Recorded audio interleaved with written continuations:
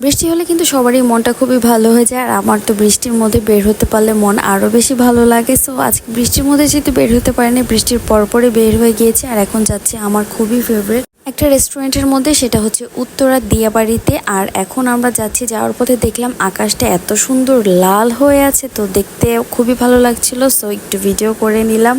একদম টুকটুকে লাল হয়েছিল আকাশটা, আর বৃষ্টির পরপর ওয়েদারটা কিন্তু খুবই সুন্দর থাকে, অনেক বাতাস ছিল বাইরে।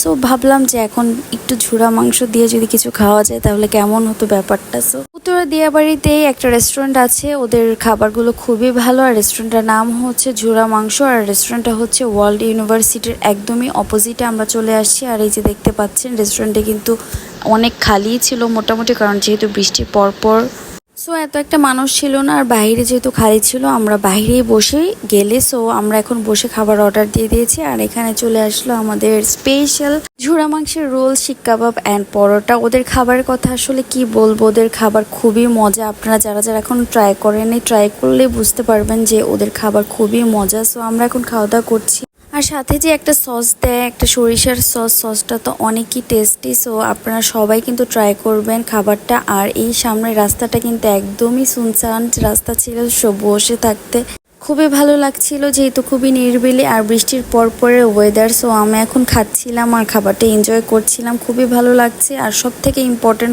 ওদের এখানে একটা মালাই চা পাওয়া যায়, চাটা খুবই মজা। আপনারা যারা এখনো জানেন সবাই যাবেন খেতে।